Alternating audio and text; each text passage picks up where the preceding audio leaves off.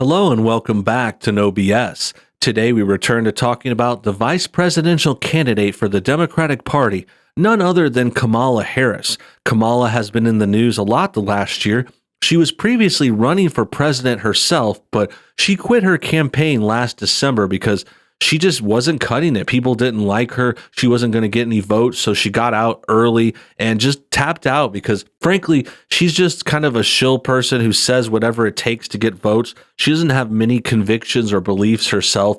She's just your typical politician who will say or do anything to get power or money. And it's worked for her. She's been in politics for many years. She was working in politics in California for most of her career. She was top cop and district attorney there. She worked in San Francisco, a town she helped ruin. And now she's a senator and being a nominated candidate for vice president. She could possibly be running this country if Joe Biden wins, God forbid, because we know Joe Biden is not going to make it through the first term. He's already admitted he probably won't run for a second term, and he could not even make it through the first one. He could not make it till the end of the year. We really don't know. The guy is frail and looking bad, and that's why the VP choice for his side is even more important than usual. I mean, we got to note that if you're nominating someone who's really old, lacking mental acuity, he's losing his cognitive functions, like it's only a matter of time before he can't handle the presidency. I mean, if Biden won, immediately the pressure is going to come down on him and he could be out in a couple months. And the next thing you know,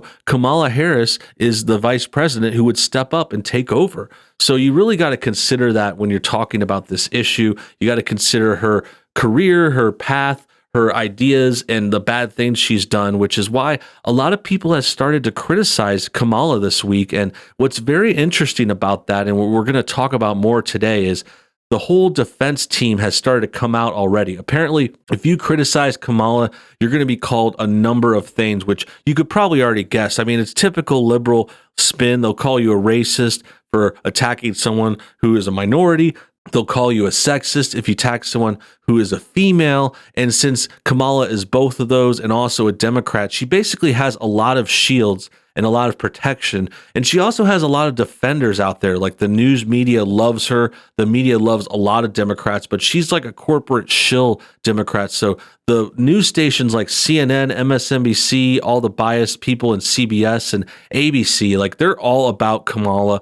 And that means they're not only supporting her and promoting her and getting her stories out there, they're also defending her from any attacks, like anything you say bad about Kamala, it's going to come up against you. And that's what's really the story of today. I've heard it come out a few times already, and we have a really, really interesting claim from MSNBC. So let's go ahead and jump right into it. This is from a tweet of theirs where they say phony is gendered or something. It says, the word phony is a very gendered term that we use to present women in power in an unfavorable light. There's something fake about them. Jennifer Palmieri says about a Trump campaign attack on Senator Harris.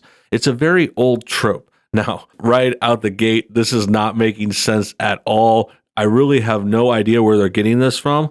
Like, phony is just a word. It's like you're fake. It's used against anyone who acts fake. It has nothing to do with gender. I've never heard of this before, ever. The only thing I could maybe say is that maybe a few women are being called phony in politics, but it's not because they're women. It's because they tend to be phony. And I don't know if that's a girl thing. Like, I think guys can be phony too, but it just seems like maybe that's a small trend that they're exaggerating into this whole thing. Like, oh, it's an attack on women. It's like, no, you guys are Democrats. You've put up some of the most phony candidates and politicians ever. It's not just the women, but come on, you're talking about Kamala Harris, Elizabeth Warren, and Hillary Clinton. I mean, these are the most phony people alive. So if you guys don't want your candidates and your politicians to be called phony, I mean, either tell them not to be phony or start picking people who are more authentic, more genuine, people who say what they mean and do as they say, not this two-timing, double standard stuff that all the Democrats have. And yeah, this is just a perfect example of MSNBC already defending Kamala, calling their attackers these things like phony, sexist. This is like they're trying to make this gendered for themselves so that they could say, oh, you're attacking a woman. Look at you, like you're attacking a female, like you're sexist.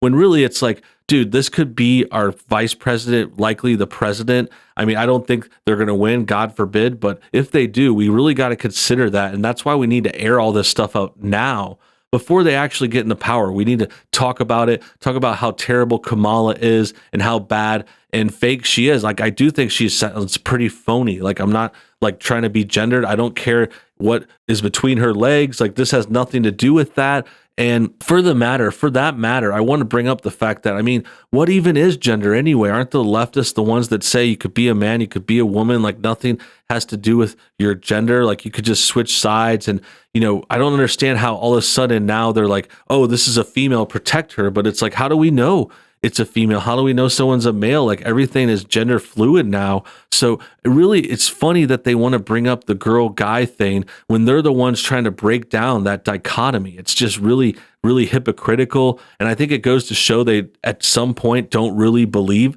in that kind of nonsense. But that's what we're dealing with. That's what we have to go over today. And that's why we're going to read on and check out more of this article.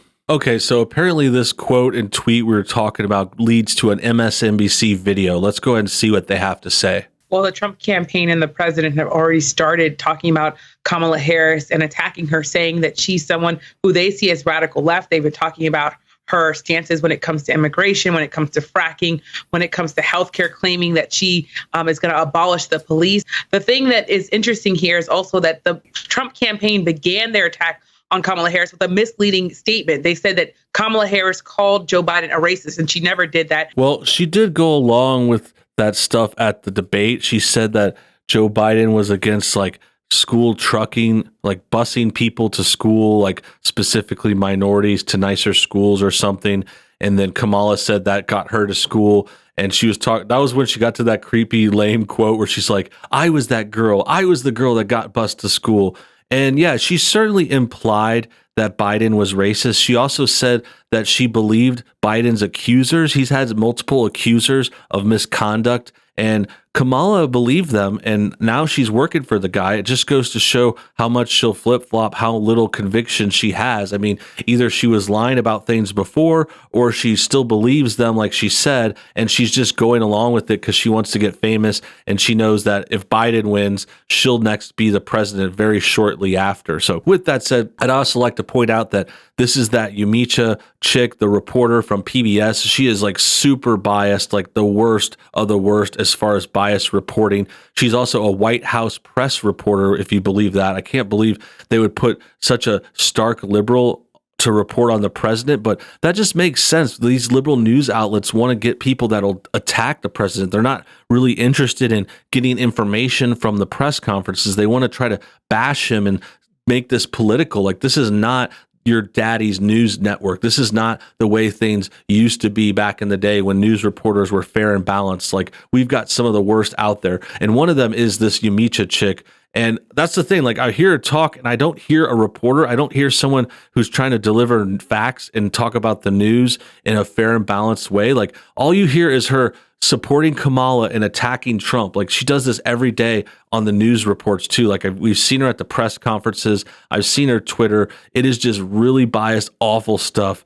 And it's just so funny that she's made a person at PBS, a publicly funded news network that's funded by our tax dollars, and we're paying this chick to spew liberal politics and attack the president. It's super weird and super messed up, and now she's on MSNBC spouting out more dumb stuff. She also never called for abolishing the police as a former prosecutor. Instead, what's interesting here is that there are Black Lives Matter protesters who are really looking at her as a prosecutor, saying that maybe she isn't progressive enough.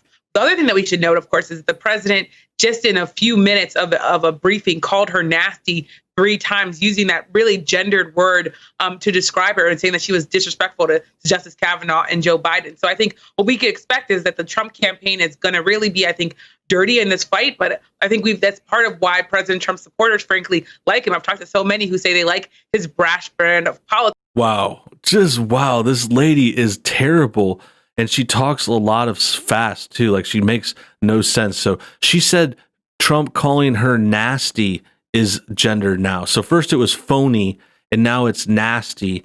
And First of all, like the last term, these are accurate terms to describe these people. Like Kamala has acted this way, and it has nothing to do with gender. Like we said before, this is just calling someone an adjective that has nothing to do with gender, and they're making it gender because they want to say if you attack her, you hate that gender. And it just doesn't make sense. It's not the way these words work. It also contradicts their whole idea of gender fluidity and having multiple genders, and classifying her as a woman really doesn't make sense when they're pushing all this other alphabet stuff. But that's besides the point. The real point is they're trying to make these words gender like phony and nasty when they're not. And then on top of that, this chick, Yamicha, is now saying that Trump supporters support him because he hates women. Like, that's where they're going with this. They gender these terms like nasty, and then they say, oh, his supporters like that he does like this. That's why they support him, because they hate women. And this is just going back to the idea, like we've heard them say,